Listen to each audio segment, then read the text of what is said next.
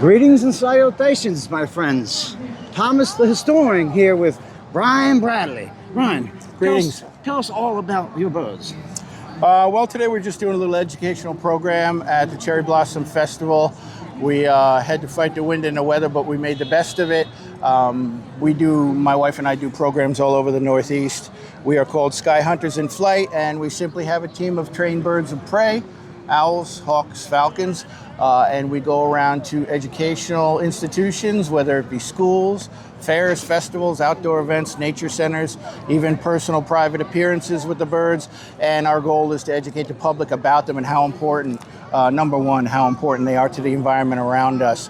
Because there's a lot going on in today's society that increases the danger for these birds on a daily basis, especially insecticide and rodenticide poisoning. So we like to get some of these messages out there to the public to try to change some of what's going on. And we also talk about the sport of falconry, which I've been involved in since I was a child.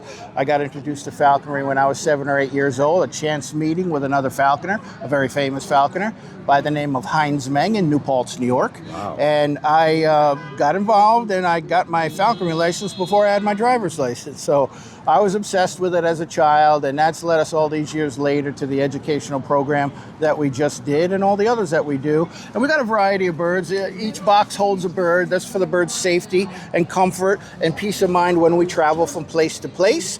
We've got probably, 18 birds at our home. It's not really a facility, it's a home. And we have big aviaries for them in the backyard. And that's our home base, and we give them exercise every day, we fly them, and that's what we like to try to do during the program. Rather than just have a bird in front of the audience and talk about it, I want to take it a step further and challenge the bird to perform somewhat as they would in the wild by chasing artificial lures and so forth to show their speed and strength and their skills in catching natural prey. I think it gives people a better idea of how they perform out there. So that's about it. That's amazing. Now, what's this headgear this one has on? All the equipment that we use is for the safety and the comfort of the bird. I can't stress that enough. Let me start at the bottom and I'll work my way up. They all have soft leather anklets around their ankles with short strips of nylon or leather called jesses attached to a leash while they're being handled on the glove. They wear a bell on the leg because when they're flying around out there and when they're actually in a hunting scenario, which is what falconry is, by the way, hunting with a bird of prey, goes back over 4,000 years, has a long, rich tradition and history. When we're out there hunting and she takes off chasing something, she may disappear from sight. Well, when I hear the ringing of that bell, that will tell me where the bird is and what it's doing. But the most important tool of all for the bird's peace of mind is the leather hood that it wears on its head. Every bird has one. It fits them comfortably and perfectly. It's like a modified sort of a hat, but it completely keeps them in the dark because dark is calm and peace in the mind of a bird of prey. If a bird like this sees something that it doesn't recognize and doesn't understand, obviously at a fair or festival like this, there's a lot of things going around. These birds don't necessarily understand what a bicycle is or what a baby carriage is or what a flag blowing in the wind is or a strange dog. I could go on and on. The point is, there's no way for me to explain that there's nothing to fear. We can't communicate through language. What I can do is when I notice the bird getting tense, I put the hood on the bird's head, and out of sight, out of mind, and literally where that saying comes from, the bird calms down completely once they're in the dark. Now, I like movies, let's just say. I like referencing movies. Right. And, I'm sorry to interrupt. Sure. We have to clear the stage because there's a guy behind us. Okay, so we're Needs going. the stage. Sure, thank you. I'm so sorry to interrupt. Not. Well, come in and say hi. Hi. Yeah, hi everybody. This is my wife Teddy.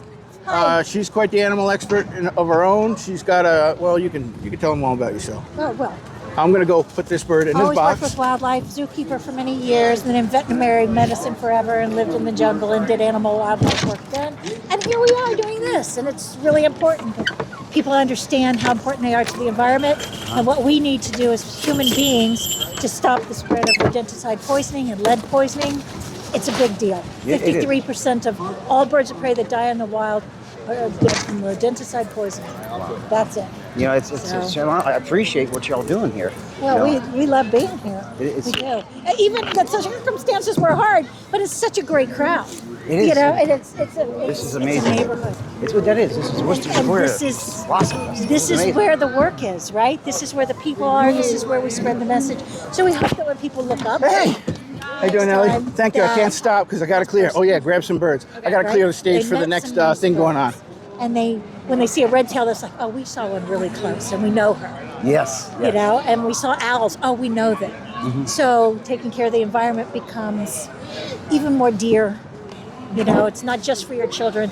There is a ton of animals that really need us to take care of them. And I always say the children of our future, but it's going to require us right now to make sure that we have a To do future. the work. You got to do the work. You got to walk it Do the out. work, and that's okay.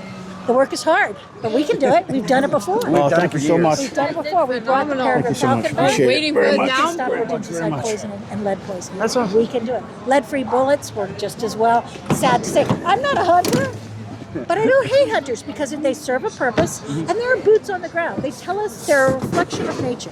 How the deer are doing. Do they look thin? Are they scarce? Are the rabbits scarce? So they help us understand the environment. A legitimate legal hunter who follows the rules and cares very deeply about the environment. So understanding that you can hunt without lead bullets, that you can fish without lead sinkers, you can do all the things that you need to do. Oops, let me move. Thank you, Ellie. This is Hey, truly amazing day Give me that here one, honey. There you go. at the So- Blossom Fest. Wild at Williams Wooster here. Square. Now, Thank you so much. well, thank you so much. This Appreciate has it. been a great interview, and I look forward to promoting you all over the place. And because it's all about How you like your new nature. neighborhood? Yes, it is. It's about love, More God, your nature, style? Now it's family. in bloom and I It can brings it all together. Connection. More your style. You have to make connections. Well, this is Thomas the historian Yeah, here yeah, at it Wooster sucked, though. Square. All about the birds. Wooster Square. But, Historic birds. Thank you. Be well. Well,